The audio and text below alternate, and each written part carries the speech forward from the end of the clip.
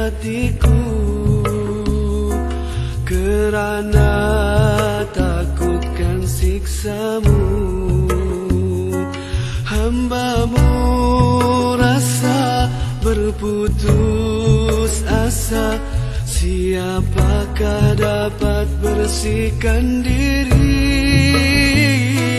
dari segala dosa yang memburu setiap hari, setiap ketika.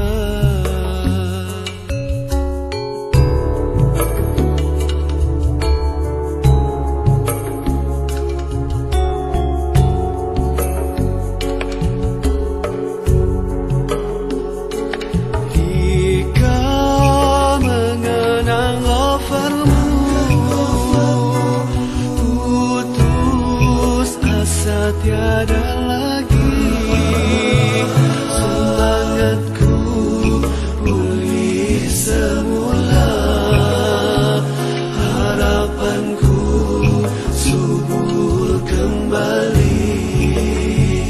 Ujian menimpa menekan di jiwa, tak sanggup meneruskan perjuanganku. Mehnamu itu penghapus dosaku, mengganti hukumanmu di akhirat. Wahai Tuhanku yang esa, bila kenangkan qaharmu, rasa gerung di hatiku, kerana takutkan siksamu.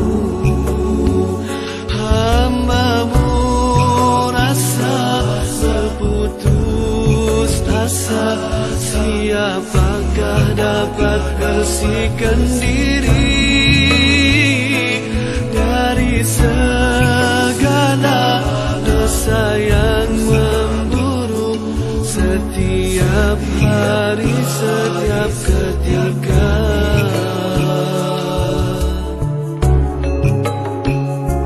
Di waktu mengenang rahmat-Mu, terasa diri kurang bersyukur. Padamu harus ku memohon, moga syukurku bertambah. Alangkah susahnya mendidik nafsuku yang tidak melihat kebenaran-Mu. Ya Allah Tuhanku, bantulah hamba-Mu dalam mendidik jiwaku ini.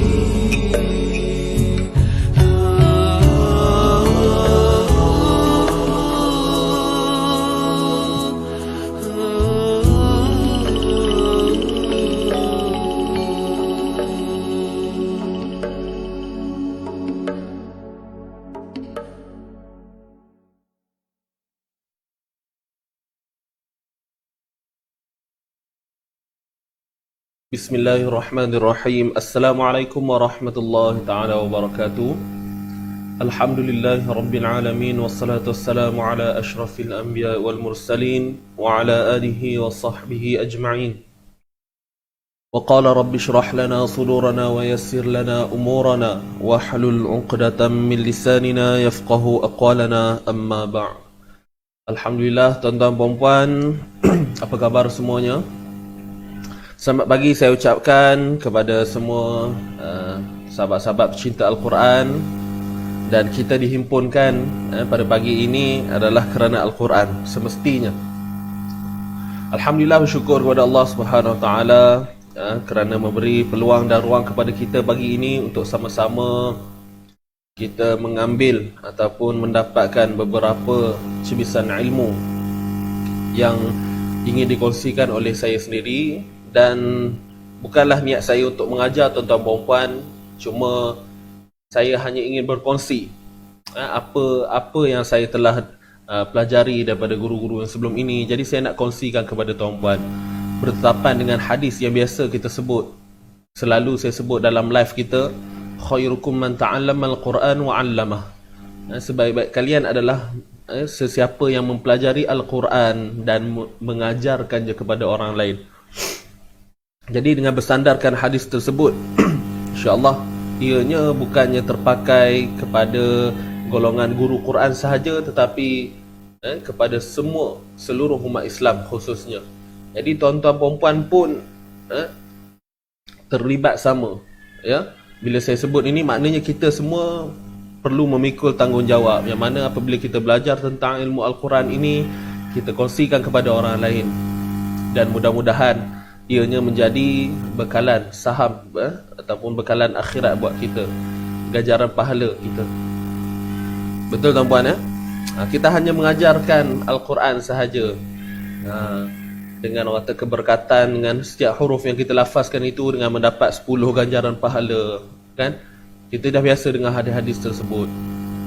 Dan bertetapan juga dengan jalan kita sebagai orang Muslim ini, yang mana kita perlu menuntut ilmu itu sendiri. Ilmu itu menjadi kewajipan. Okey, faridatun ala kulli muslim, menjadi satu benda yang wajib kepada kita. Kalau tidak, kita akan berada di atas kejahilan sampai penghujung. Dan sampai bila tuan-puan? Kita perlu letakkan satu tanda tanya, sampai bila. Contoh macam Al-Quran inilah, kan? Kalau kita kata saya belum lagi dapat hidayah, saya belum lagi ustaz, saya masih lagi, kita cuba mencipta pelbagai alasan untuk menyedapkan hati sendiri, walhal kita sendiri tahu masa yang kita ada dan sebagainya, kan? Kalau nak kata dari segi susunan harian kita tu, susunan waktu kita daripada pagi sampai malam, mustahil kalau kita kata kita kerja fokus sampai tak boleh langsung orang nak mencelah, memberi ruang untuk diri kita untuk membaca Quran dan sebagainya. Jadi insyaAllah sahabat-sahabat, moga-moga dengan orang kata apa, penglibatan tuan-puan untuk pengajian secara live ini, orang kata cukup memenuhi sifat sebagai seorang Muslim itu. Walaupun tak banyak, tuan-puan pun tahu kita live pagi-pagi ni bukan banyak pun, bukan kita baca satu muka, kan? Kita baca sikit je, satu ayat, dua ayat. Tapi yang kita nak tu barakah. Kan, barakah, keberkatan tu. Kalau baca banyak-banyak pun tapi tak istiqamah pun tak jadi juga. Jadi biar sikit asal ke istiqamah, itu lagi baik, kan? Jadi tuan-tuan, insya-Allah saya bukanlah nak buat ceramah ke apa, ya. Cuma pagi ni sambil-sambil kita nak tunggu sahabat-sahabat yang lain masuk, kita bagilah sikit kata-kata rangsangan, motivasi, suntikan semangat. Bukan untuk tuan-puan saja, malah untuk diri saya lah. Saya bercakap untuk pihak saya juga. Sebab susah nak istiqamah tuan-puan. Kalau tuan-puan ujiannya nak ngikut live tu susah. Kalau saya pula ni banyaklah ujiannya lain pula. Ujiannya contoh, kita rasa kita dah reti semua benda, kan? Itu apa yang berlaku lah. Macam saya sekarang, saya mengajar Quran. So kadang-kadang bila tu kita rasa macam kita reti, itu ujian-ujian yang datang. Syaitan ni dia licik lah. Dia akan buat saya rasa macam malas. Syaitan ni licik, dia akan cakap, dah lah Hadi, demo bukan nak belajar pun, kamu cakap perempuan-perempuan ni bukan dengar pun, kan? Ibarat macam tu. Sebab tu saya perlukan semangat tuan-tuan perempuan. Adanya semangat tuan-puan, insya-Allah akan hadir juga semangat saya. Bila seiring, insya-Allah syaitan turut akan mengalah. Itu saja kita kena faham. Boleh tuan-puan, insya-Allah. Yang baru masuk boleh tolong bantu saya untuk share dahulu. Alright.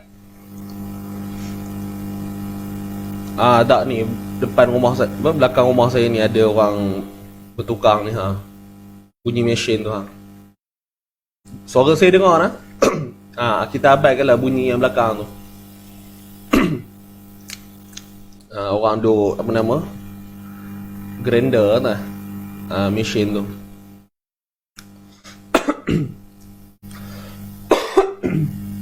Suara saya dengar clear ke? Nak tahu tu dulu. Kalau clear, alhamdulillah. Abaikan bunyi yang bunyi background kat belakang tu ya. Baik, sahabat-sahabat yang mau masuk, alhamdulillah, jemput masuk, ajak lagi kawan-kawan lain, masih banyak lagi tempat kosong ni. Boleh nak? Dan untuk pagi ni, alhamdulillah, kita akan meneruskan bacaan semasa kita. Masih lagi surah Al-Baqarah. Masih lagi surah Al-Baqarah dan kita akan masuk pada muka surat 21. Oh, belum habis lagi. Yes, semalam pun 21 lagi. Hari ni masih lagi 21. Kita nak sambung ayat 139 di bahagian bawah lah. Okey. Muka surat 21 di bahagian bawah tu ayat 139. Hari ni ayat kita pendek je tuan-puan. Hari ni ayat kita pendek saja. Boleh nak? Jadi insyaAllah kita dahulukan pertemuan kita pada pagi ini demi mendapatkan keberkatan daripada Allah Subhanahu Wa Taala. Barakah itu paling utama. Kita mulakan dengan bacaan Ummul Kitab Al-Fatihah. A'udzu billahi minasy syaithanir rajim. Bismillahirrahmanirrahim. Alhamdulillahi rabbil alamin. Ar-Rahmanir Rahim. Maliki yaumiddin. إياك نعبد وإياك نستعين اهدنا الصراط المستقيم صراط الذين أنعمت عليهم غير المغضوب عليهم ولا الضالين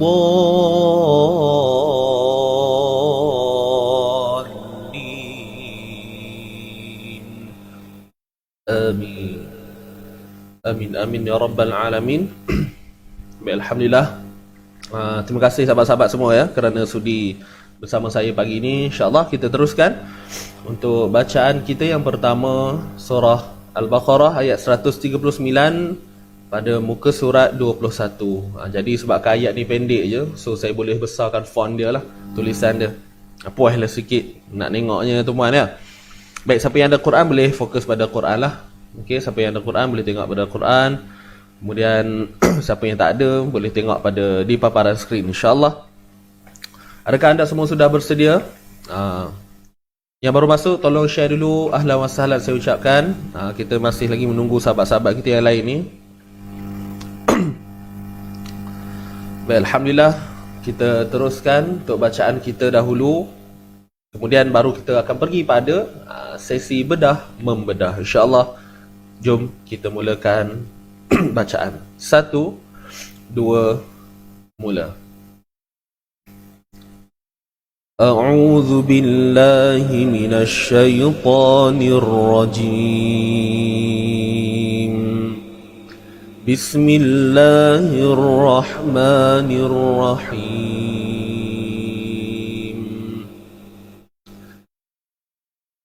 قل أتحاجوننا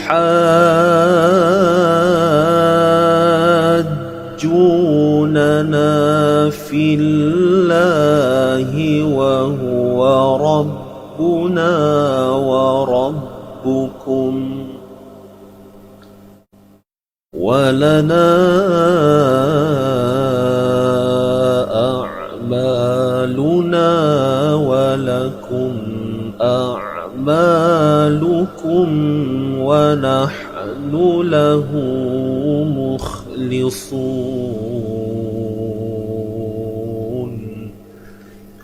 صدق الله العظيم صدق الله العظيم. Baik, alhamdulillah, tuan-tuan dan puan, jom kita teruskan untuk sesi bedah membedah kita.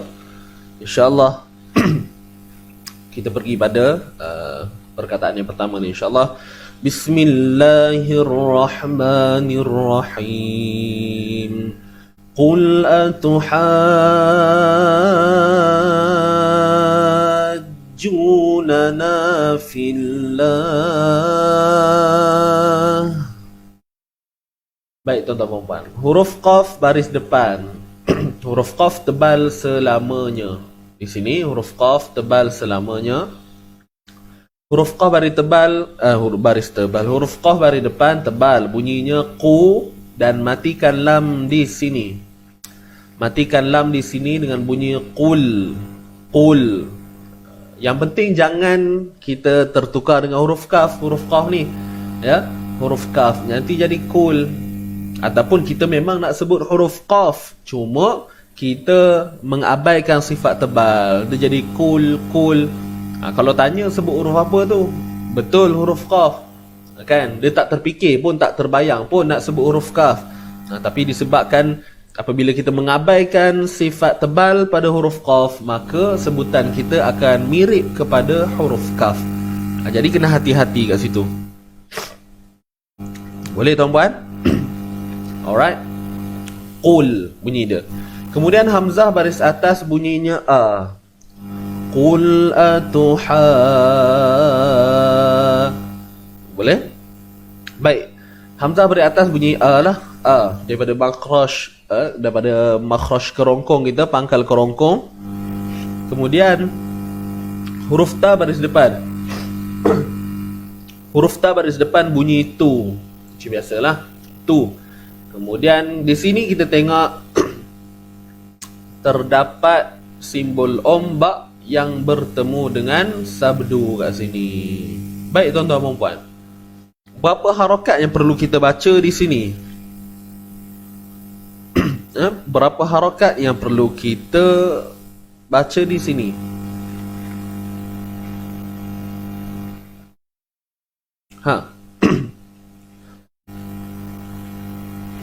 Selamat datang. Sahabat-sahabat yang masuk, mai masuk. Puan Nurdiana Sining. Puan Nurdiana Sining ni ada kaitan ke dengan Puan Nur Haidah Sining nama? Ada kaitan? Adik-beradik ke, anak-anak ke? Macam mana?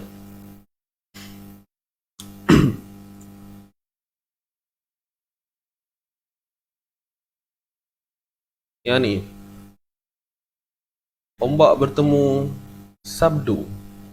Siapa yang baru ikut kita punya seminar Express Tajwid ni, memang fresh sangat lah orang kata ke tak? Baru belajar, baru hari Sabtu itu. Ada sahabat-sahabat lainnya ada mengikuti sebelum ni.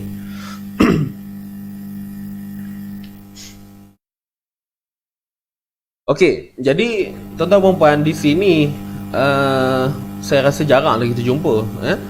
Selalu yang kita jumpa ombak yang bertemu dengan hamzah, kan? Ombak yang bertemu dengan hamzah. Jadi kali ini kita tengok ombak yang bertemu dengan sabdu. Tuan-tuan dan puan, kalau pada contoh-contoh bacaan sebelum ni, ataupun kita ambil contoh di sinilah, kita tengok kan, di sini ombak bertemu hamzah. Jadi sebagai asasnya untuk kita ingat, apabila ombak yang bertemu dengan hamzah ni, kita set dalam kepala kita bacaannya mesti 4 ataupun 5. Itu apabila kita pandang dari sudut simbol tu lah. Kita pandang dari sudut simbol tu sebagai clue kepada kita.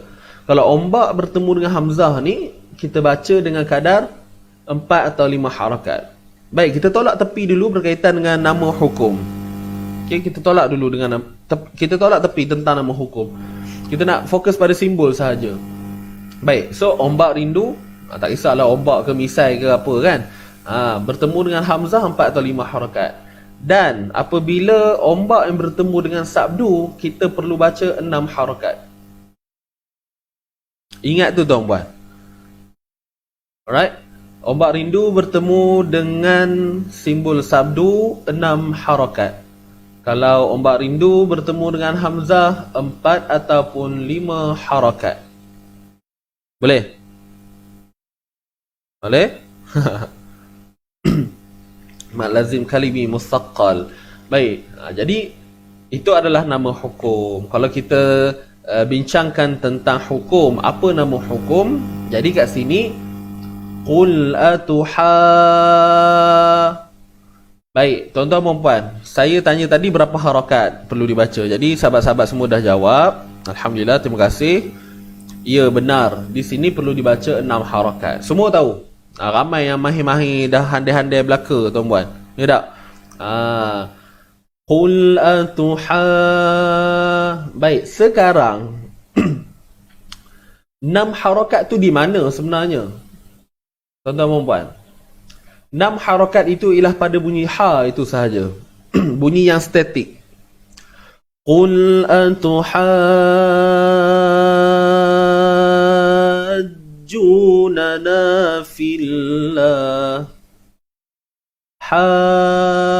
Bila kita dah maintain 6 harakat kat situ, selesai, dah cukup 6, baru kita masuk pada huruf jim yang bersabdu di sini. Okey, jangan kita rasa orang kata apa tak sabar-sabar nak masuk kat jim ni kan. Kita relax dulu, bagi bunyi ha tu elok selari. Jangan gelong sekejap bunyi bengkok-bengkok ju kan. Tu lain tu. Okey. Qul atuhajjunana fillahi wa huwa rabbuna. Boleh? Ada sama macam kita punya bacaan Al-Fatihah lah. Siratal ladzina an'amta alaihim ghairil maghdubi alaihim waladdallin. Nampak? Kan? Itu nama harakat lah tu. Clue dia apa? Ombak yang bertemu dengan sabdu. Belum tanya, Ustaz belum tanya, semua dah standby jawab. Tahu dah. Mesti masing-masing dalam hati, Ustaz mesti nak tanya ni. Kayaknya dah taik siap. Keluar je soalan, terus tekan send. Okey, baik. Jadi nama hukum mad lazim kalimi musaqqal. Apa mad lazim kalimi musaqqal tu? Kalau diterjemahkan satu-satu perkataan tu, dia nak beritahu apa sebenarnya? Siapa ada jawapan? Boleh tak share? Tadi tengok ramai dah jawab mad lazim. Apa yang disebut sebagai mad lazim tu? Apa itu mad lazim kalimi musaqqal? Kenapa diberi nama sedemikian? Okey tuan-tuan, boleh jawab soalan saya ni? Baru syok tak? Tanya macam tu.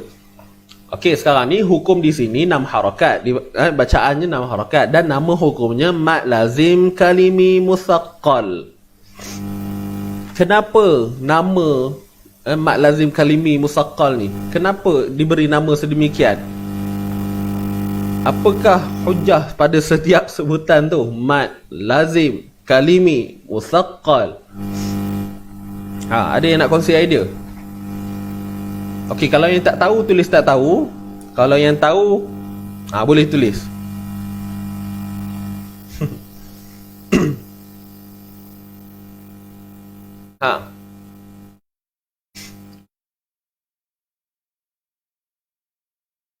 Macam mana? Tuan-puan, boleh tolong share dulu nah. Ajak lagi sahabat-sahabat lain. Hari ni ramai yang absent. Ramai tak datang.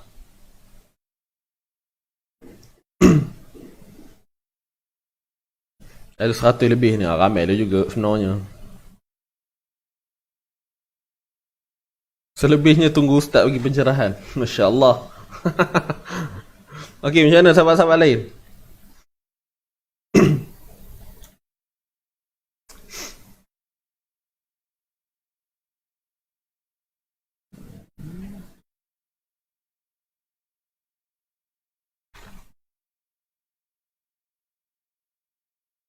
Okey.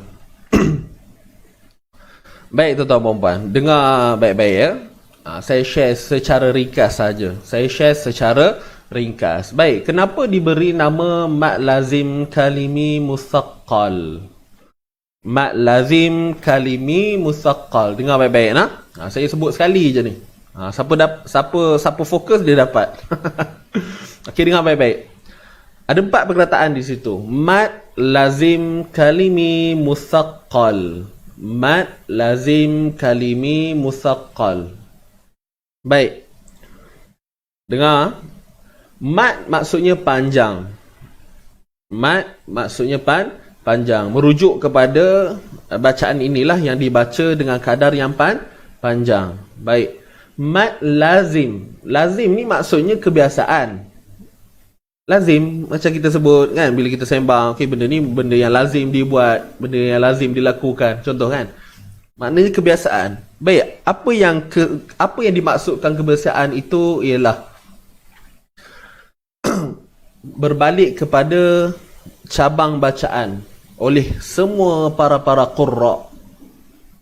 Maknanya pada qiraat lain pun lazimnya membaca pada contoh seperti ini dibaca dengan 6 harakat. Itu yang sebut lazim tu. Mat lazim kalimi, bacaan panjang yang biasa dibacakan oleh kebanyakan para ahli qura, semua para qiraat yang lain, imam-imam qiraat yang lain. Kemudian kalimi merujuk kepada kalimah, perkataan. Kalimi ni maksudnya perkataan. Jadi perkataan tu yang mana? Yang ni. Ni satu perkataan lah ni. Atuhajjunana. Ni satu perkataan ni. Boleh? Maksudnya bacaan panjang yang berlaku dalam perkataan. Bacaan yang berlaku dan ianya menjadi kelaziman pada semua qurra. Okey. Dan ianya berlaku dalam perkataan. Ni, perkataan atuhajju ni. Maksudnya hukum ini berlaku dalam perkataan, bukan pada huruf, pada perkataan. Musaqqal maksudnya thaqil, berat. Apa yang berat? Berat pada bacaan itu, sebutan itu. Sebab apa? Adanya sabdu di sini. Boleh tuan-puan? Kalau mukhaffaf, dia sukun. Kan ada mat lazim kalimi mukhaffaf. Kalau ombak bertemu sukun, mat lazim kalimi mukhaffaf. Kalau ombak bertemu sabdu, mat lazim kalimi musaqqal. Musaqqal itu merujuk kepada beratnya bunyi bacaan ataupun sebutan kita itu nanti. Qul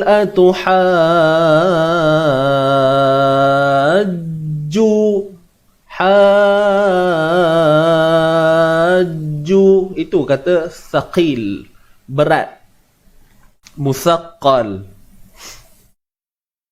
Boleh faham tuan-tuan puan? Itulah dia mat lazim kalimi musaqqal. Ada pun nanti kalau kita belajar lebih jauh lagi, ada lagi hukum-hukum. Tuan-puan pun tahulah. Kita ada mat lazim harfi. Harfi ni merujuk kepada huruf. Kan, yang ni mat lazim kalimi, merujuk kepada kalimah, perkataan.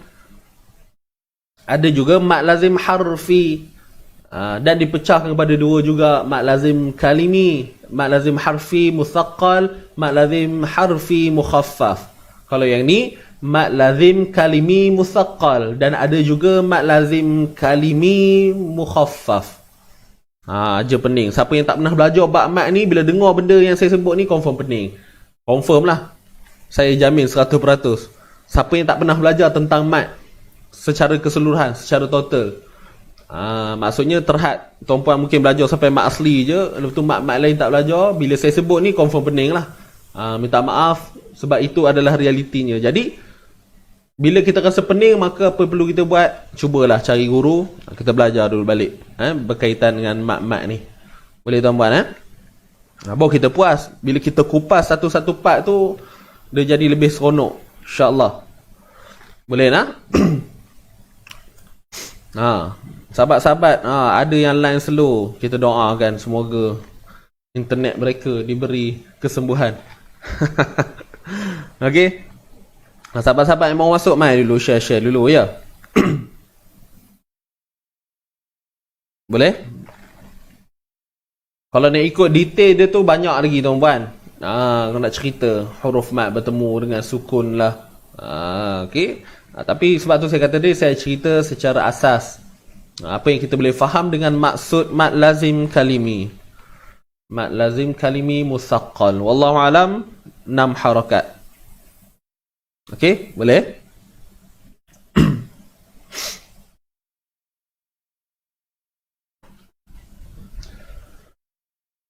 Qul atuhajjunana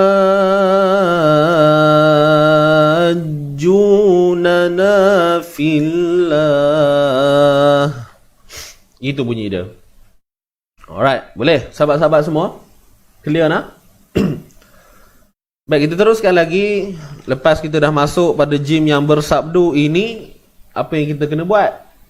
Panjangkan sebutan ataupun bunyi ju ni 2 harakat. Sebab ni mat asli, nampak? Ni waw mat sebelumnya baris depan. Kemudian nun baris atas na. Baris atas na. Tuan posisi saat. Tak apa, nanti dalam kita akan belajar ya. InsyaAllah kita dah hampir kepada mat lazim ni. Alright, sahabat-sahabat kita yang masih kok ada yang belum clear lagi secara detail, nanti dalam kelas kita akan hurai panjang lebar lah. Alright. Okay, ju mat 2 harakat, mat asli. Na, ni dua-dua ni huruf nun ni. Okay, cuma satu dibaca pendek dan satu lagi dibaca dengan mat, dengan panjang. Sebab tengok ni, ada alif mat sebelumnya baris atas. Kemudian filla. Filla, huruf fa ni baris bawah terus masuk pada kalimah Allah, kalimah lafzul jalalah, kalimah Allah yang agung. Dan okey, kalimah Allah ini perlu dibaca dengan nipis. Okey, dibaca dengan nipis. Sebab apa? Sebab sebelumnya terdapat huruf yang berbaris bawah. Ni filla. Nipis je bunyi kalimah Allah tu. Filla, jangan filla, fil.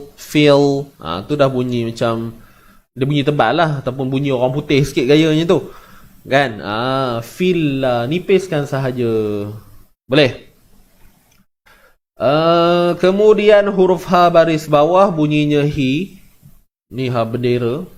Bukan ha pedas tuan-puan, ha biasa. Ha original. Kemudian wa huwa rabbuna wa rabbukum. Waw baris atas, wa. Ha baris depan, hu. Waw baris atas, wa. Semua ni satu harakat. Ra baris atas, ra. Dibaca dengan tebal ke nipis? Semestinya tebal. Sebab apa? Ra berbaris atas. Ra berbaris atas. Boleh tuan-tuan dan puan? Okey. Wa huwa rabbuna wa huwa rabbu. Okey, biasakan latih lidah kita sebut ra tebal ra. Jangan muncul bibir. Ingat tu, huruf ra tak perlu muncul bibir sebab ra bukan daripada makhraj bibir. Itu kadang-kadang kita salah faham kan, huruf tebal ni nak muncul ra. Tak perlu muncul bibir. Biasa saja. Ra. Sebab yang memainkan peranan sepenuhnya ialah pada bahagian lidah kita. Hujung lidah kita. Ra. Wa huwa rabbu. Huruf ba bersabdu. Okey, huruf ba bersabdu baris depan. Rabbu. Ra. Rabbu. Yang kena muncul pada bu ni lah, sebab huruf ba baris depan ni kan memang bersifat dhammah, bersifat muncung. Kena muncung dengan bibir. Rabbu, bu. Boleh? Wa huwa rabbuna wa rabbukum. Wa huwa rabbuna wa huwa rabbuna. Boleh? Huruf nun baris atas. Dibaca 2 harakat. Alif mat sebelumnya baris atas. Mat asli lah. Pada na ni mat asli. Baik. Wa rabbukum. Huruf waw baris atas bunyinya wa. Ra baris atas bunyinya ra. Tebal juga. Sebab apa? Sebab baris atas. Ingat tuan-puan, ra baris atas tebal ra. Ra baris depan ru tebal. Ra baris bawah ri. Baru kita baca dengan nipis. Ingat tu. Boleh? Puan Nuraini, masalah internet. Jadi sahabat-sahabat yang sedang menonton ni, kita ada ramai ni, kita doakan semoga internet mereka diberi kesihatan yang baik. Sian sahabat-sahabat kita tak? Nak tengok, nak belajar kelas pun, nak ngaji Quran, udah line pula ganggu. Tak pun nanti boleh keluar balik, masuk balik tengok. Tak pun restart balik internet ke macam mana kan. Cubalah ikhtiar mana yang mampu. Tengok komen. Puan Nuraini keluar dulu. Dia kalau jadi macam tu kena keluar dulu, masuk balik. Okey, sahabat-sahabat yang lain pun begitulah ya. Tapi rasa tak ada masalah kot. Okey, kita sambung lagi. Wa rabbukum. Huruf ba baris depan bersabdu kan. Dia sama macam kat sini tuan-puan ya. Wa rabbu. Kat sini pun wa rabbu. Rabbu. Sama aja bunyinya. Wa rabbu. Kat sini pun wa rabbu. Yang penting ra ni jaga. Jangan bagi nipis. Wara. Warabbu. Warabbu. Wara. Wara. Wara. Warabbu. Jangan wara. Warabbukum. Wa huwa rabbuna wa rabbukum. Wa huwa rabbuna wa rabbukum. Nampak? Bila kita kemaskan sebutan tu, insya-Allah bunyinya akan lebih, orang kata apa, kita dengar tu kita tahulah. Kan, kita dengar tu kita tahu bunyi tu menjadi, orang kata tak. Bunyi menjadi. Kena lah, orang kata kena bunyi tu. Baik, huruf kaf baris depan ni. Huruf kaf ni panjang tuan-tuan. Dibaca satu harakat. Tetapi disebabkan di sini ada mim mati, so bunyinya K-U-M, kum. Dibaca dengan zahir, jelas pada mim ni lah. Okey, dibaca dengan mim. Jelas. Izhar. Izhar ni maksudnya jelas. Kan? Jadi kita kena faham juga, izhar ini bukanlah bermaksud jelas sehingga kita mengabaikan sifat yang ada pada mim ni. Yang mana mim ni kita tahu ada sifat gunnah dia. Semalam baru saya sebut benda ni. Kadang-kadang orang salah faham kan, bila kita kata izhar, bacaan jelas, kita betul-betul jelas. Memang tak bagi cal langsung. Wa rabbukum. Wa rabbukum. Kum. Wa rabbukum. Kan? Kalau tanya kenapa baca macam tu? Jelas ustaz, jelas. Jadi di situ kita boleh nampak bahawa adanya salah faham di situ. Bukanlah bermakna jelas sehingga kita mengabaikan sifat asli ataupun sifat original yang ada pada mim tu. Sifat apa tuan-puan? Sifat gunnah, sifat dengung. Jadi bila kita berhenti sekalipun, macam mana bunyinya? Wa huwa rabbuna wa huwa rabbuna wa rabbukum wa rabbukum wa rabbukum. Ada bunyi sikit je tuan-puan, jangan panjang-panjang. Sikit je. Wa rabbukum. Sebab itu adalah sifat asli. Kena ingat tu. Saya kena ulang benda ni banyak kali tuan-puan, supaya kita betul-betul hadam, kita ingat. Janganlah jemu pula dengar saya ulang banyak kali tuan-puan, ya tak? Ada yang jemu ke dengar saya ulang-ulang benda sama ni? Tidak kau ya. Wa rabbukum. Wa rabbukum. Ingat, mim mati ataupun mim izhar ataupun nun yang dibaca izhar. Ingat, jangan kita abaikan sifat asli padanya. Sifat asli ni yang tadi itulah, sifat dengung yang memang ada, yang memang wujud pada huruf nun tu. Jangan berhenti mengejut. Nanti kalau orang lain dengar pun terkejut dengarnya. Kan? Terkejut mak. Tiba-tiba kita baca wa huwa rabbuna wa rabbukum. Kan? Macam tu je berhenti. Tak mau gitu, nak? Kita sempurnakan sifatnya. Wallahu alam. Alright.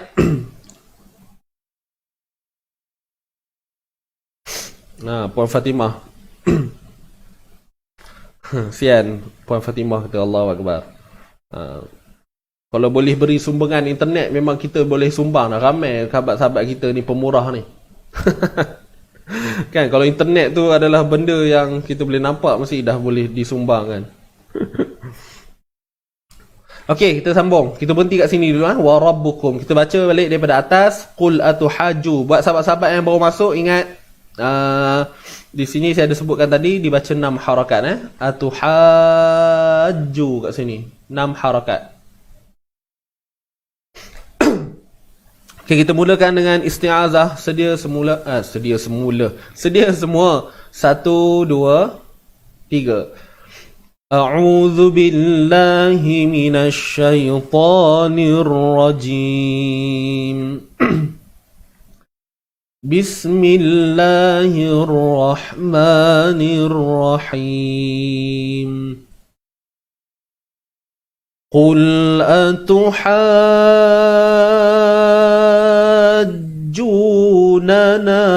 في الله وهو ربنا وربكم. Habis. Sampai sini dulu. Kita sambung lagi. Boleh tuan-puan ya? Nak habis dah, kejap benar hari ni. Walana a'maluna walakum. Wa, huruf waw baris atas bunyinya wa, huruf lam baris atas bunyinya la. Okey, boleh tuan-puan? Kemudian na kat sini, nampak ni, ombak rindu bertemu dengan hamzah. Jadi bila ombak rindu bertemu dengan hamzah, kita kena baca berapa kadarnya? 4 ataupun 5 harakat. Itu semestinya, kan? 4 ataupun 5 harakat. Walana a'ma.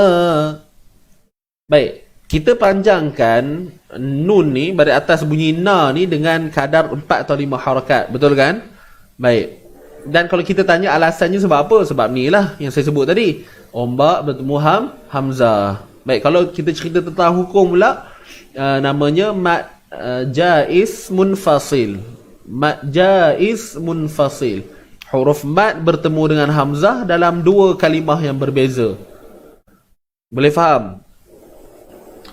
Huruf mad duduk di akhir pada perkataan yang pertama, iaitu na ni. Okey, huruf mad duduk di sini dan huruf hamzah duduk pada pangkal ataupun di awal. Huruf hamzah ni duduk di awal pada kalimah kedua. So inilah pertemuan tu. Nampak? Okey. Huruf mad bertemu dengan hamzah. Huruf mad bertemu dengan hamzah dalam 2 kalimah. Maknanya lana ni 1 kalimah, a'maluna 1 kalimah. Boleh faham? Okey, mad lazim, mad lazim pula. Mad jaiz. Mad lazim kat atas ni. Mad jaiz munfasil. Boleh tuan-puan ha? Kadang-kadang ada orang keliru sebut mad jaiz kalimi musaqqal. Itu dah pening dah tu, nampak gaya ni tu. Okey, baik. Clear?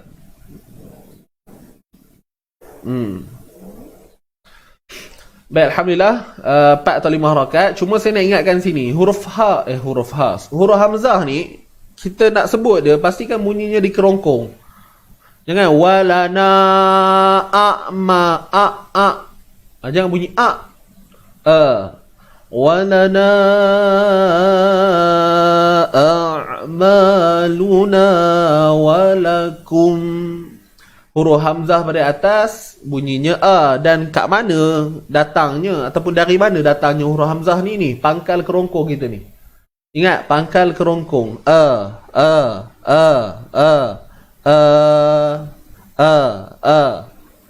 Walana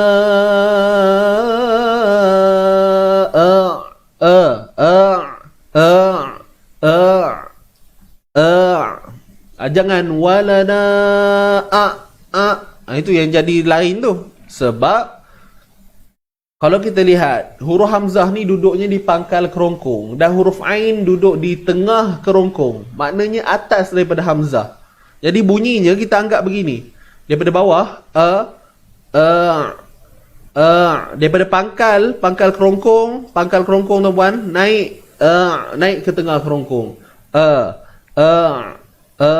Baru bunyi tu akan lebih baiklah, lebih cantik. Boleh faham tuan-tuan dan puan?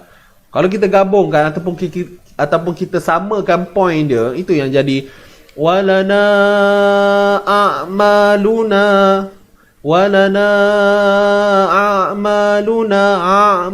a'ma. Jadi tak jelas di situ mana bunyi hamzah dia. Jadi ingat, huruf hamzah duduk pada pangkal. walana walana a'maluna walakum. Boleh? Baik, clear. Kemudian huruf Ain ini, tadi saya ada sebut datangnya daripada mana? Tengah kerongkong kan? Tengah kerongkong. Jadi jangan lupa untuk sempitkan dia. Walana a'maluna. Huruf Ain ni pun sama. Jangan kita tahan bunyi dia, tuan-puan. Okey, jangan kita tahan bunyi dia. Contoh begini. Walana a'maluna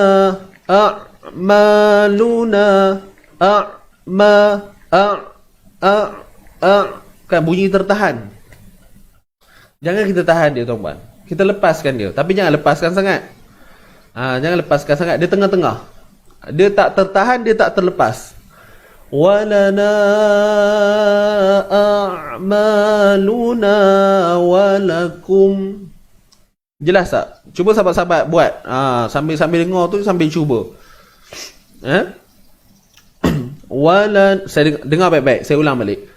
Walana a'maluna. Yang penting jangan begini. Walana a'maluna bunyi sangkut tu. Boleh? Kenapa saya sebut ni? Adakah saya reka-reka ataupun nak nampak bunyi dia sedap? Tidak, tuan-puan. Berbalik kepada sifat dia. Huruf Ain ni ada sifat dia. Okey. Sifat tawassut ataupun bainiyah. Yang mana suara kita ni tidak boleh terlepas dan tidak boleh tertahan. Kalau tertahan kalau terlepas sangat itu kalau terlepas jaranglah orang buat macam tu. Ya tak? Jadi dia tengah-tengah. Walana a'maluna. Boleh? Wallahu ta'ala a'lam. Saya harap semua faham lah. Tak apa, saya guna bahasa yang mudah je ni. Jangan risau. Boleh nak? Dah boleh ustaz, kena praktis selalu sebutan Ain. Betul-betul. Huruf Ain kena selalu praktis. Awal-awal ni mungkin bunyi bunyi burung gagak. Tak apalah awal-awal ya tak? Nanti dah lama nanti dah orang kata dah handai sikit nanti baru okey. Boleh? Nun. Mana nun? Nun tu satu harakat ke ustaz? Nun yang mana tu? Banyak nun. Nun kat atas ke, nun bawah ke, nun sini ke, nun sini? Kalau ikutkan tak ada yang satu harakat. Yang satu harakat kat sini je. Boleh?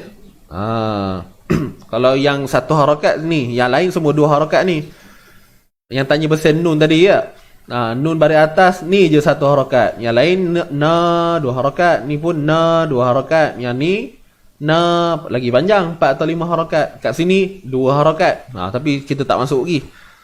Baru nak masuk. Baik, kita teruskan. Faham untuk sebutan ni tadi? Apa sangat terlepas tu. Betul? Tapi itulah takalluf, berlebih-lebihan. Ma di sini alif mat. Nampak ni Ni alif mat.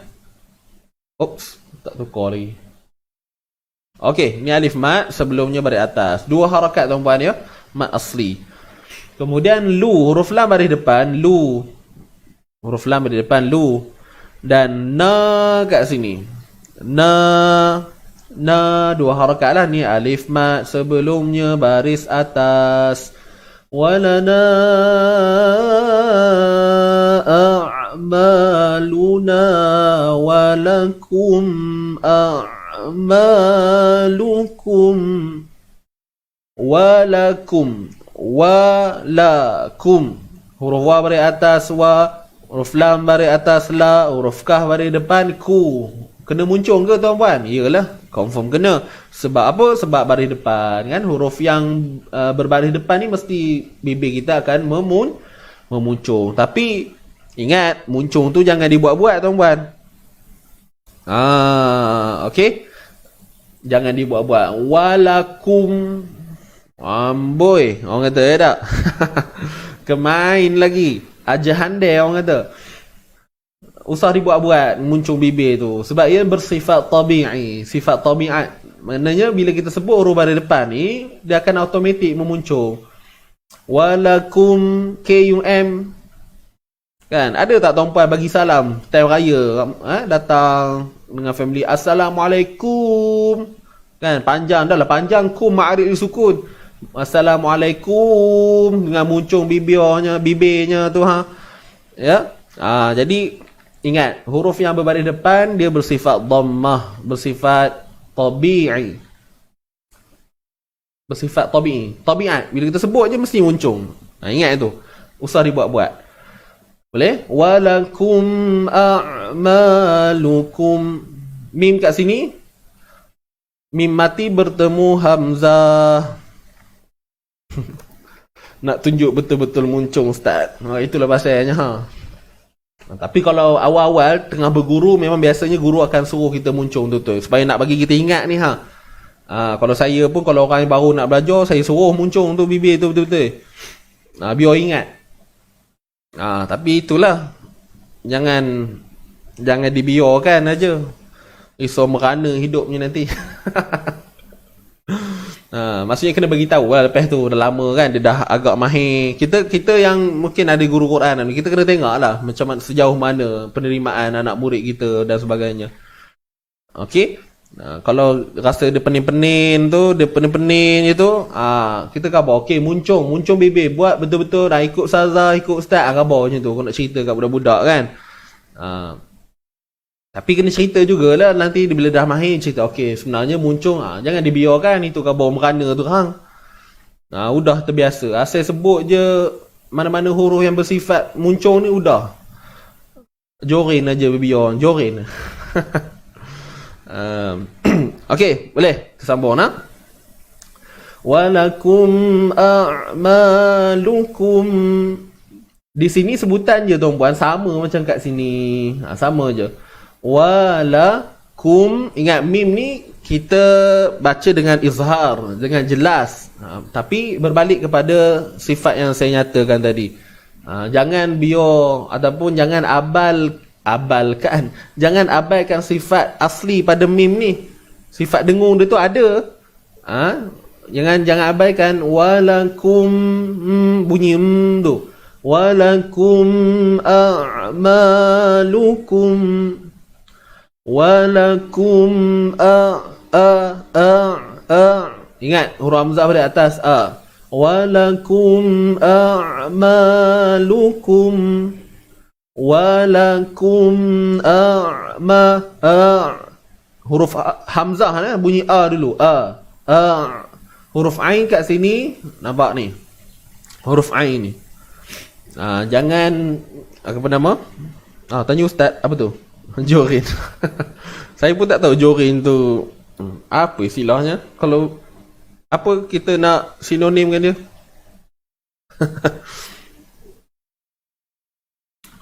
Jorin. Siapa tahu? Siapa orang Perak?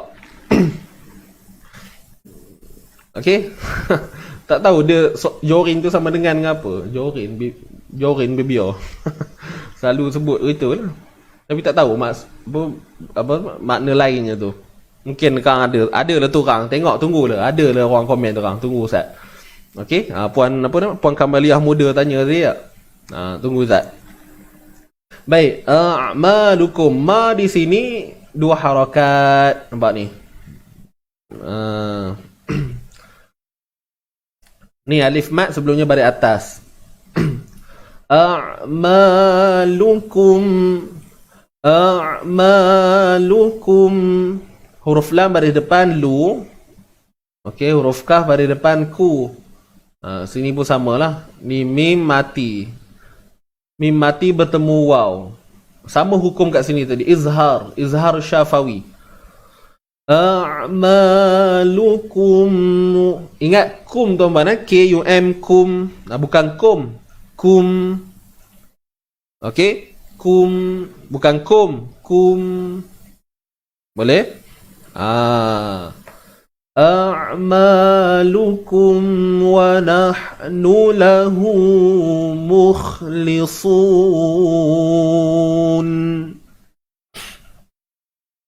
Boleh?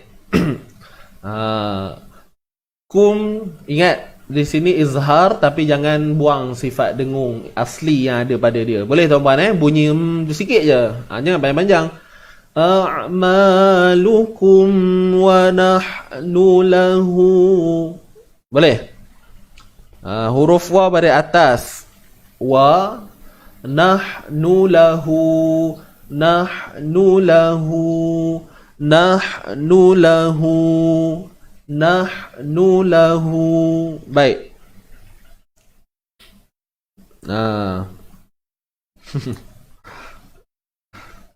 Tu ada orang jawab dah. Apa jorin tu ya? Apa katanya? Mengenyam Ustaz. Kan ada orang tanya mengenyam tu apa pula? Sudah. Jam. Kita buat kelas lain lah. Kelas bahasa Perak pula lepas ni ya tak? Okey. Alright, huruf kaf ni, ingat tuan-puan, kum, K-U-M, kemudian huruf wa pada atas, wa, nahnu. Huruf ha pedas kat sini, ha spicy. Ha spicy, ingat, kena pakai cili apa? Cili biasa. Semalam ada yang kata kena pedaskan dengan bunyi orang tak apa? Pakai cili benggala ke bawahnya? Cili benggala. Okey, ha. Duduknya di tengah halkum. Sempitkan bunyi ha ni. Nahnu. Nahnu. Nahnu. Bila kita sempitkan, baru kita dapat kawal bunyi itu dengan baik. Bila huruf ha ni tak duduk tempatnya, itu yang bunyi bunyi lapang benar bunyinya. Wanahnu lahu. Kan? Bukan main lagi bunyi itu tu. Wa nahnu.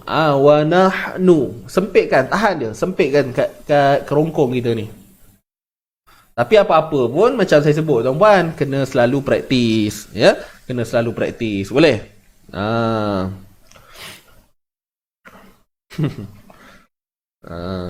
Boleh? Oh, ni cerita pasal apa pula ni?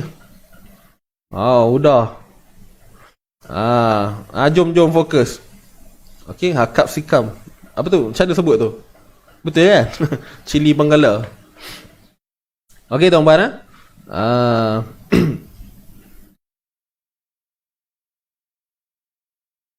Mengenyam gatal lah kan.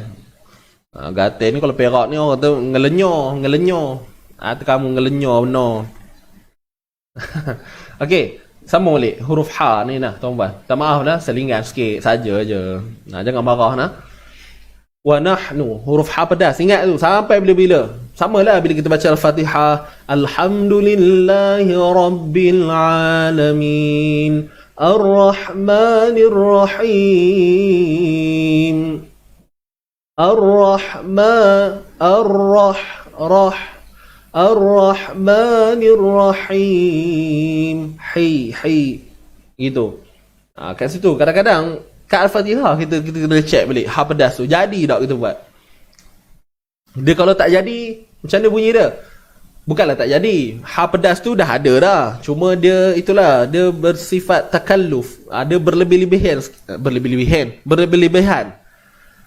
Okey, alhamdulillahi rabbil alamin. Ar-Rahmanir Rahim. Kan? Aduh. Kan? Macam nak marah pun ada rupanya tu. Boleh? Ustaz, tak semestinya orang yang tak makan cili tak boleh sebut.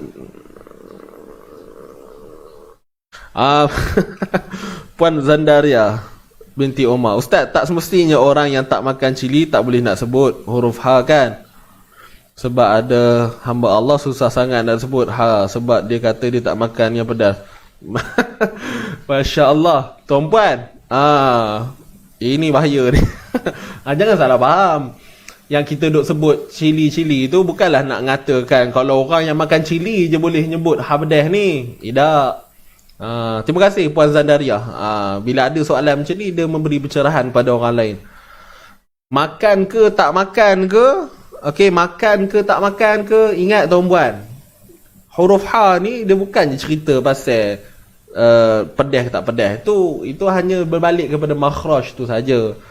Cuma umpama gitu. Tapi betul macam Puan Zandaria cakap, ada orang dia struggle nak sebut ha ni, susah benar katanya. Susah. Wanah, jenuh berkali-kali buat pun itu rupanya. Jadi tak apa tuan-puan, andai kata ada yang mungkinlah sahabat-sahabat dalam ni ada yang masalah macam tu kan. Saya rasa ada kot dalam ni yang sedang menonton ni. Okey, dengar baik-baik. Bila kita ada masalah macam tu, tak apa tuan-puan, asalkan kita dah usaha baik-baik, kita dah usaha sebaik mungkin, kita dah cuba kan. Tapi itu je tahapnya, tak boleh dah.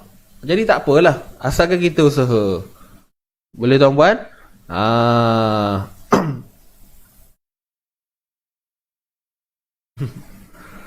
Boleh? Kalau ada yang berpendapat pasal kena makan cili tak makan cili, terjenuh lah. Lepas ni baca kena ready cili kat tepi kan. A'malukum, okey hap dah, makan lu, wanah, terus jadi tak? Tak adalah tuan-puan, main-main je. Jangan buat serius. Okey, dia tak ada kaitan dengan makan cili ke tak makan ke, tak ada kaitan. Tapi macam saya sebut tadi, kalau dah tak boleh tak apa tuan-puan. Allah faham kita, dia tahu kita dah usaha. Udah. Boleh nak? Jangan rasa marah, kecewa kan. Masuk bilik air, nangis kat tepi dinding, pergi kat bucu katil kan, makan tak lalu, mandi tak lalu. Bila tanya apa tak boleh sebut ha pedas. Jangan tuan-puan. Itu syaitan tu, dia bisik tu. Udahlah kamu, tak payahlah duk sebut. Kamu kan boleh pun. Pergi ratah cili dulu kawan syaitan tu. Kan? Dia akan hasut kita. So, ingat, apa kesimpulan dia? Kalau kita dah cuba, bukan pada huruf ha tuan-puan, mana-mana huruf pun.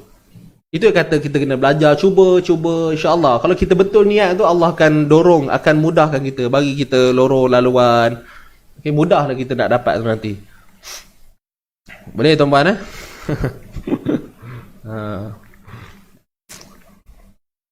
A'malukum wa nahnu lahu. Ingat tu, wa nahnu, huruf nun pada depan nu. Kita sambung habis dah.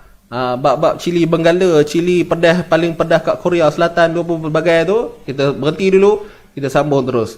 Wa nahnu, huruf nun baris depan bunyinya nu, huruf lam pada atas la, hu. Ni waw kecil. Ni waw mat ni tuan-puan. Okey. Waw mat sebelumnya baris depan. Boleh? Wa nahnu lahu mukhlisun.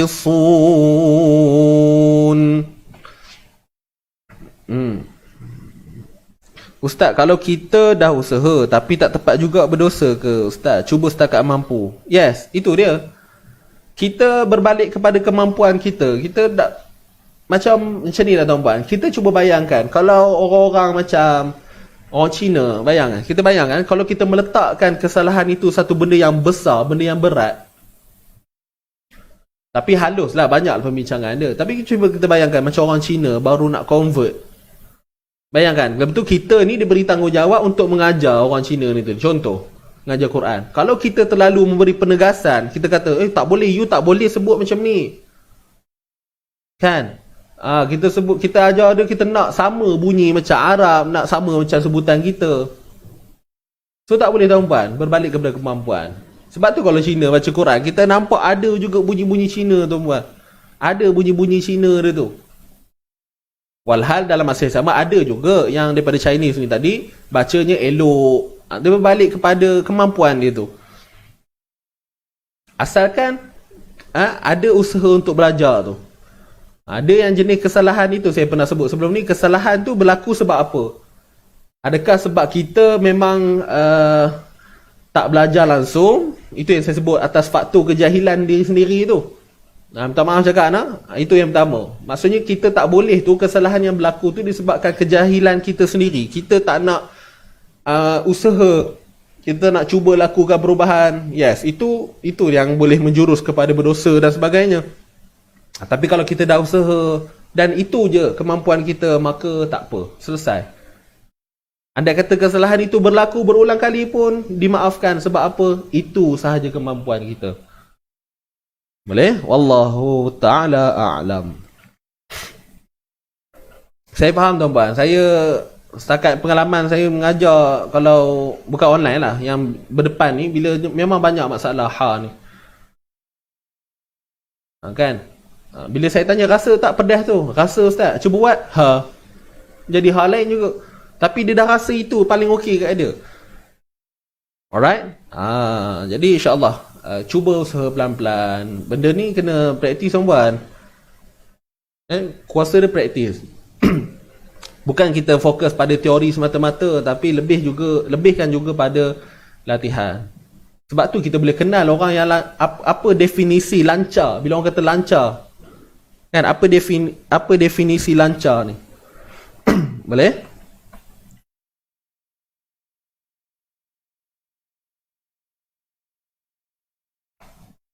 Apa tu? Ustaz Muhlisun tu hal pedas ke?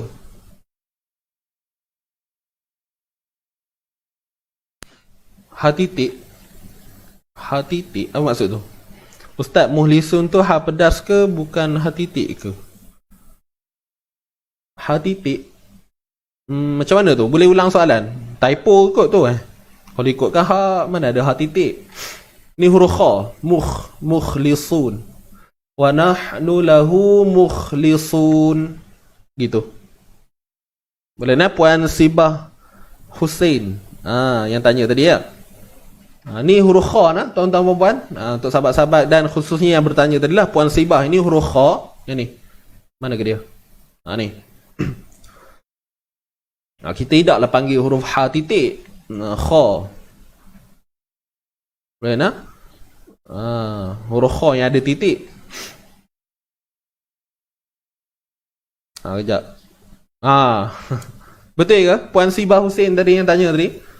Ni bukan huruf ha nah. Ini huruf kha. Huruf kha. Tak apa, sekali saya terang ya. Tak apa, pelan-pelan belajar ya. Tersilap sebut tu pun okey lah. Janji kita kenal huruf tu. Sebab rupanya macam huruf ha kot ya. Okey, baik, kita sambung dulu. Wa nahnu lahu, di sini dua harakat. Okey. Dia macam mak asli bacaannya, dua harakat, sama macam mak asli. Boleh tuan-puan? Cuma kat sini kita akan kalau kita sebut dari segi hukumnya, namanya maksilah qasirah. Maksilah qasirah. Boleh? Wa nahnu lahu, dua harakat. Nama hukum maksilah qasirah. Boleh tuan-puan Baik. Kemudian di sini huruf mim baris depan. Okey, mim baris depan. Selepasnya ada huruf kha yang mati. Ni huruf kha. Boleh tuan-puan mukhli.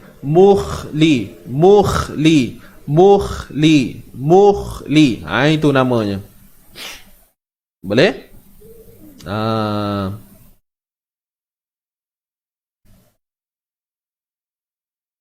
Boleh? Ada soalan ke? Tak ada. Maksilah qasirah ataupun namanya apa nama? Maksilah sughra. Tadi rasanya ada orang tulis tu. Puan Safiah dah tulis dah. Ajahan dia. Maksilah sughra pun ya tuan-puan nama kat sini maksilah qasirah ataupun maksilah sughra. Sama aja. Jangan keliru lah. Boleh? Mukhlisun, mukhli. Ada bunyi kalau kita matikan huruf kha ni, ada sifat apa tuan-tuan dan puan? Sifat apa?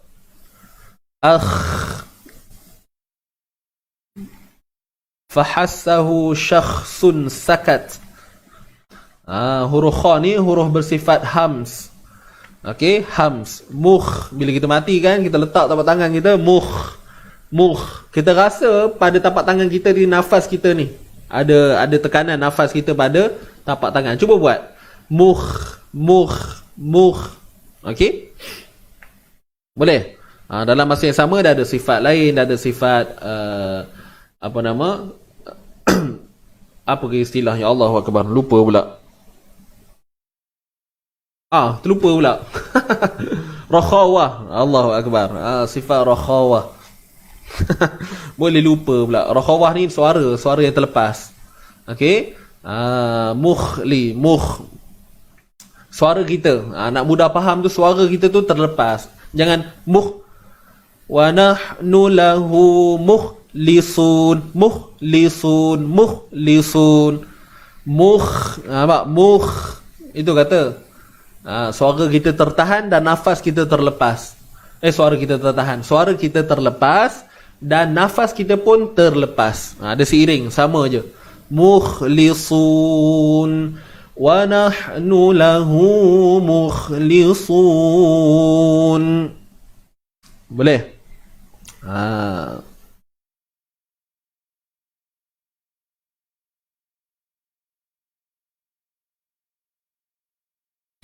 Jadi Puan Zandariah tadi apa jawab?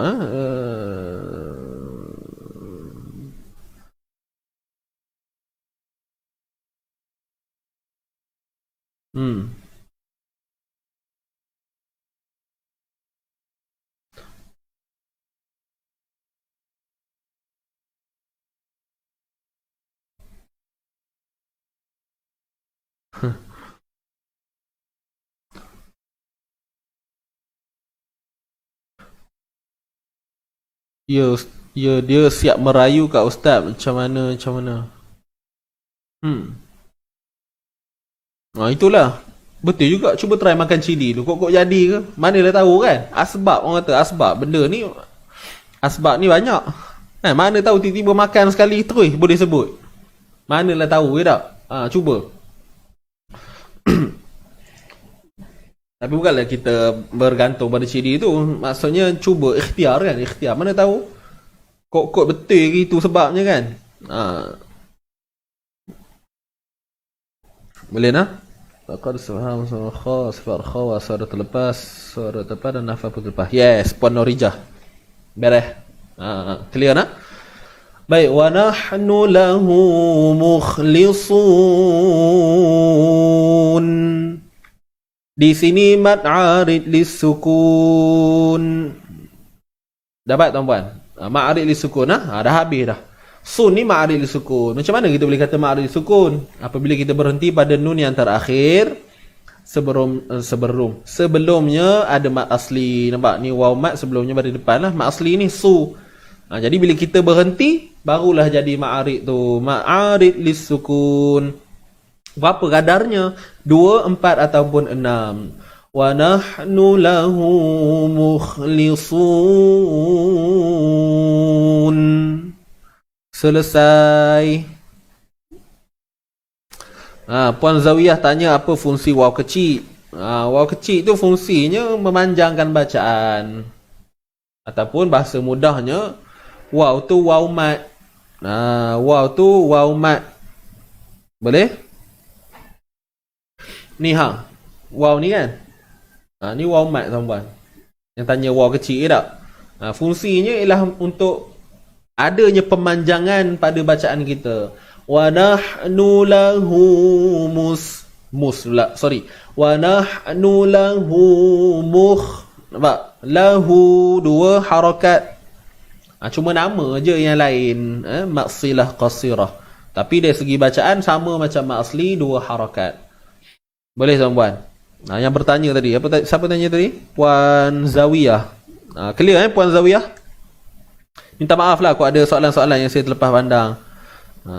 Sebab sahabat-sahabat kita ni menaik laju. Tuan-puan ya tak? Saya teringat mak saya dulu waktu first pakai handset. Sian dia. Nak naik tu lama benar. Kalau kata macam nak pergi Kuala Kangsar tu, taik daripada Ipoh tu dah sampai Kuala tu baru cukup siap naik macam tu. Kan? Nak khabar ni on the way daripada Ipoh, tapi bila send je tu rupanya dah kat Kuala Kangsar dah pun. Contoh. Nak ngatanya zaman dulu ni susah teknologi tu. Bahaya-bahaya mak-mak saya ni lah. Tapi Alhamdulillah mak saya sekarang pun dah taik laju sikit. Itulah training tu. Tak? Kena latihan. Macam tuan puan nampak? Belum done apa lagi. Tak tanya soalan pun dah taik. Dia gitulah. Taik pun laju aja handai semua. Kalau dulu pakai yang ada area tu, tarik hello, itu tak.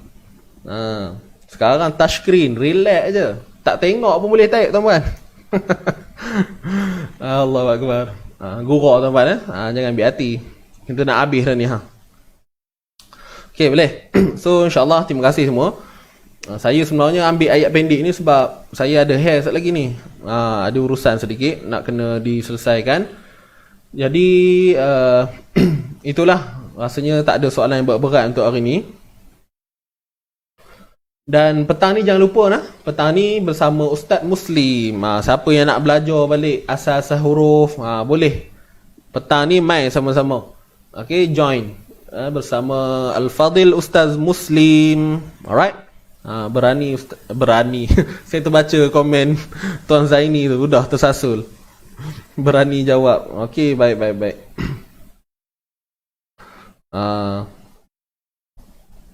Tak apalah.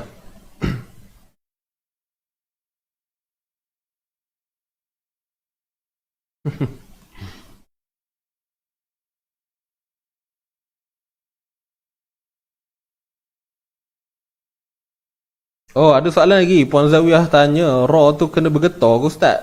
Ra tu memang bersifat takrir. Dia ada getaran dia.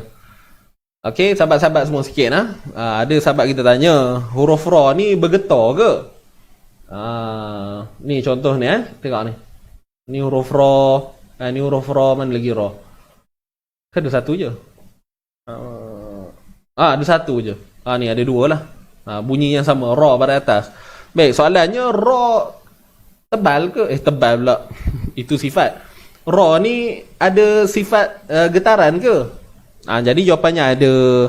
Tapi kena faham molek-molek tuan-puan. Bukanlah dikatakan getaran tu sampai orang kata kita yang buat-buat bunyi dia. Itu sifat asli.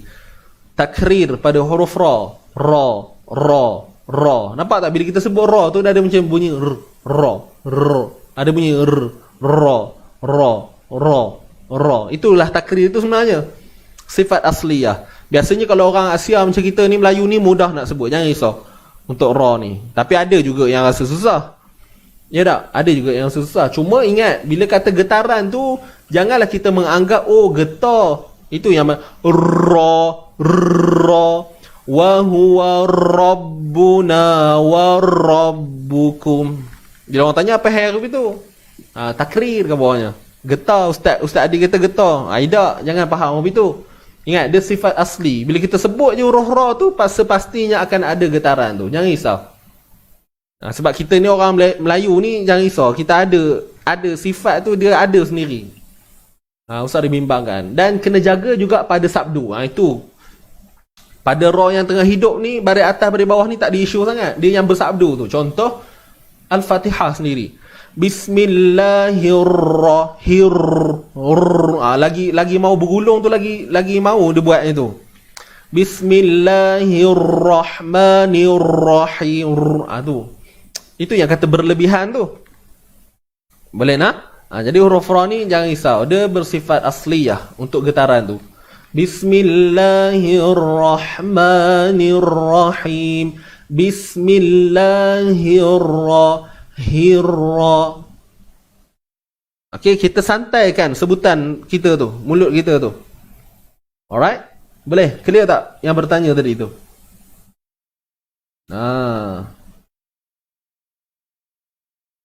Okey? Betul? Kalau lebih tu itu dengar bunyi menggelegak tu kan. Kau orang tanya buat renek apa tu? Masa ayah kan orang tanya. Wa huwa rabbuna. Bismillahirrahmanirrahim. Nirra. Gitu. Okey. Huruf ra bersifat takrir. Itu adalah sifat asliyah yang ada pada huruf ra sahaja. Pada huruf lain tidak ada. Wallahu a'lam. Okey.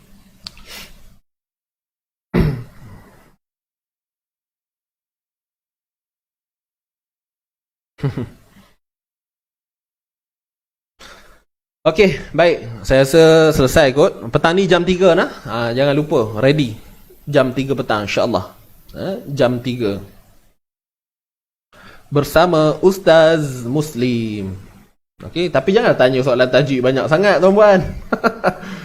Sian kawan-kawan. Tapi saya tengok pun yang nontonnya pun orang-orang yang nonton sharing tajwid ni juga. Ada dah handai semuanya dah. Tapi tak apalah, bolehlah tanya. Okey? Cuma sebab kita bukannya tak bagi tanya tuan-puan. Tidaklah marah pun. Cuma kita sebab kita fokus back to basic ni kepada maksudnya target audience kita ni orang-orang yang memang betul-betul baru nak belajar basic. Jadi kita kalau boleh tak nak orang kata apa, dia orang ni nampak macam benda tu jadi beban kat dia orang. Tiba-tiba ada soalan yang kenapa ni nampak.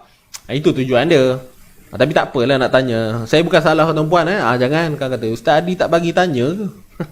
Tidak, boleh je. Tapi kalau boleh tanyalah yang basic-basic dulu tak.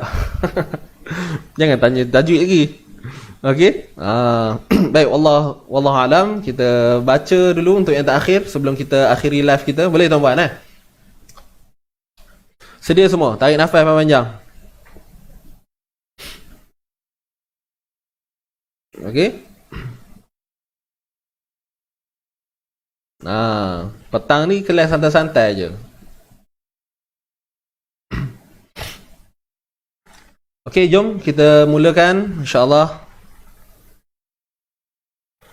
Sedia semua? Tarik nafas panjang Sekejap saya nak padam yang merah tu dulu. Ganggu pula. Okey dah.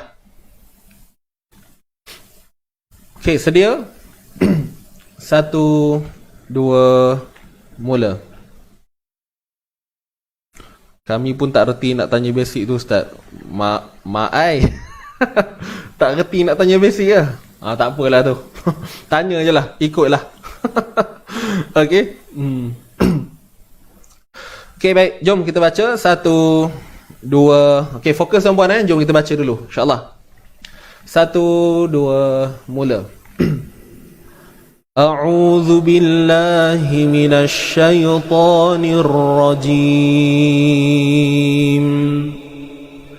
بسم الله الرحمن الرحيم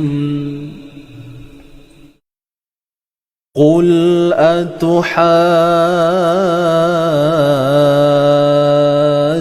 أتحاجوننا في الله وهو ربنا وربكم ولنا أعمالنا ولكم أعمالكم ونحن له مخلصون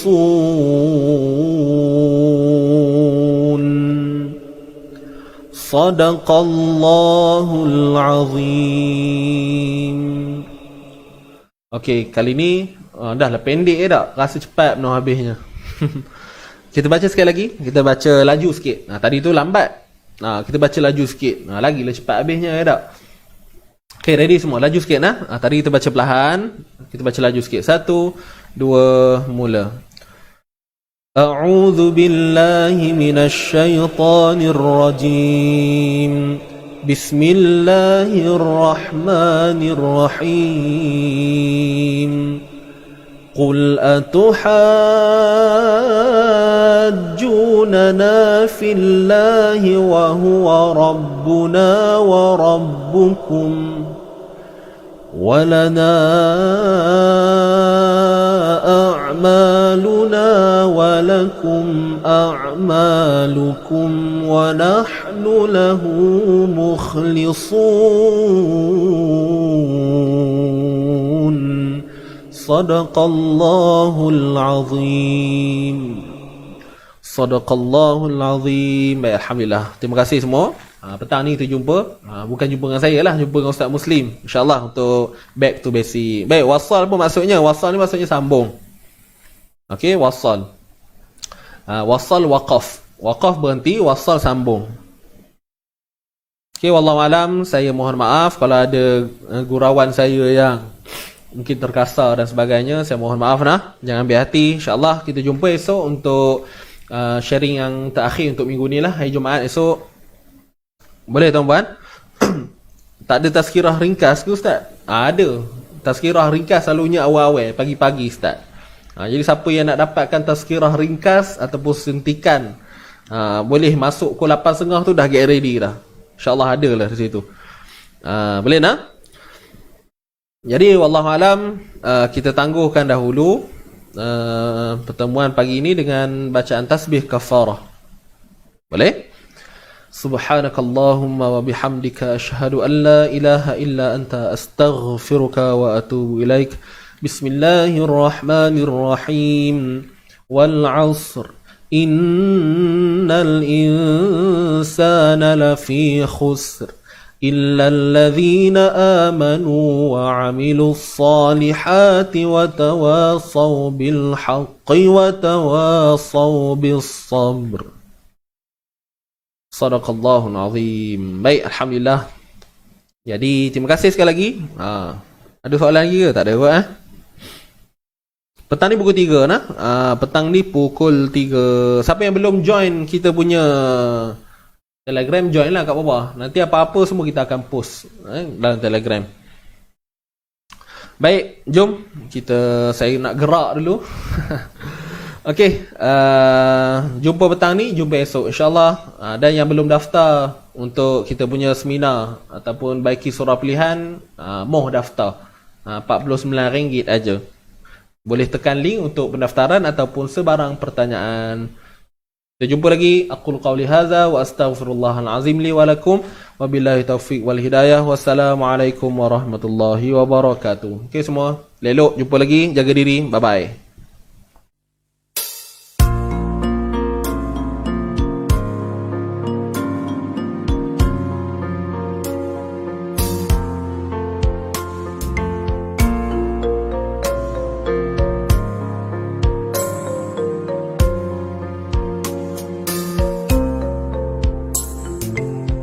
Orang mukmin yang sejati jika terbuat dosa, hatinya luka punah, sedih dan derita, jiwanya parah tak boleh melupakannya sepanjang masa. Kalau ia anggota lahir, tentu nampak berdarah. Kalaupun sembuh dari lukanya, namun parutnya masih ada. Begitulah halus perasaan seorang hamba yang berdosa. Dia tak boleh melupakannya sepanjang masa. Bagaimana dia boleh melupakannya kerana parutnya masih ada.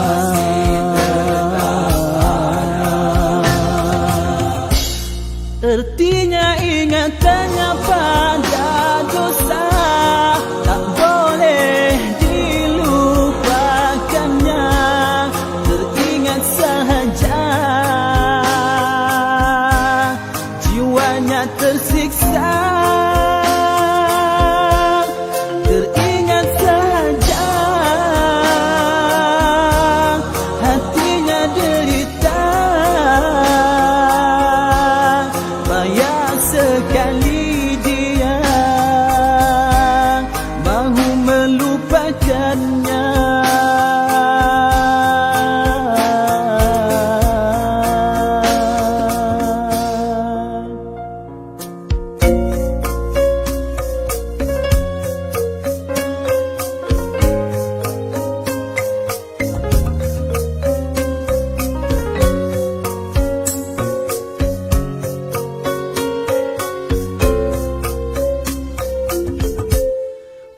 Perasaan ini anugerah dan nikmat dari Tuhannya.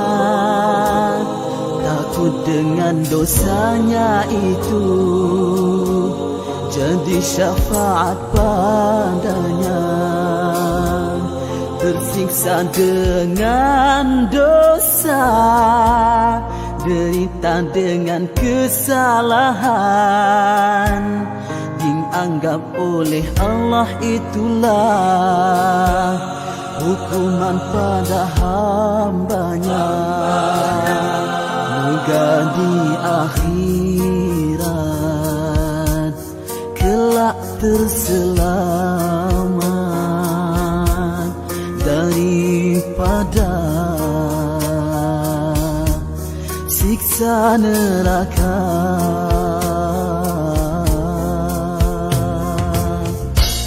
Begitulah hati seorang mukmin, sentiasa sahaja ia bergelora kerana takut dengan Tuhannya. Lebih lagi setelah terbuat dosa.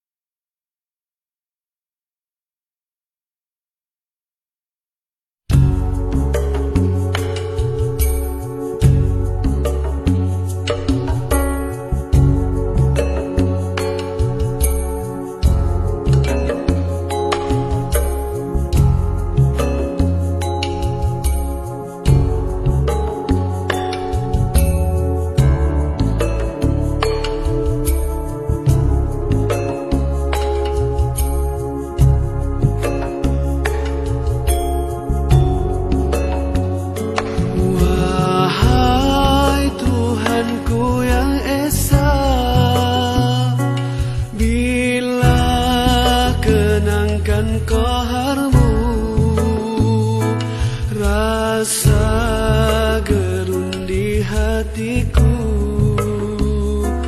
kerana takutkan siksamu. Hambamu rasa berputus asa, siapakah dapat bersihkan diri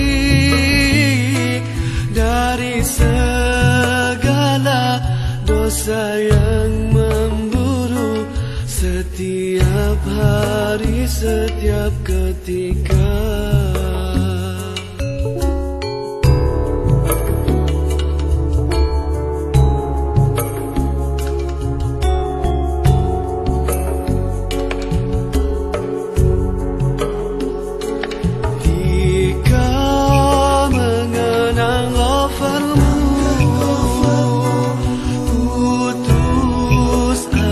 Tiada lagi semangatku pulih semula, harapanku subur kembali. Ujian menimpa menekan di jiwa, tak sanggup meneruskan perjuanganku. Mehnamu itu penghapus dosaku, mengganti hukumanmu di akhirat. Wahai Tuhanku yang Esa,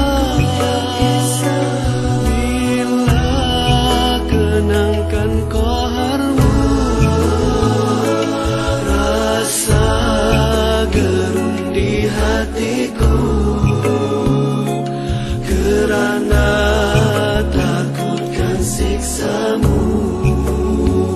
Hambamu rasa berputus asa, siapakah dapat bersihkan diri dari segala dosa yang memburu setiap hari, setiap ketika.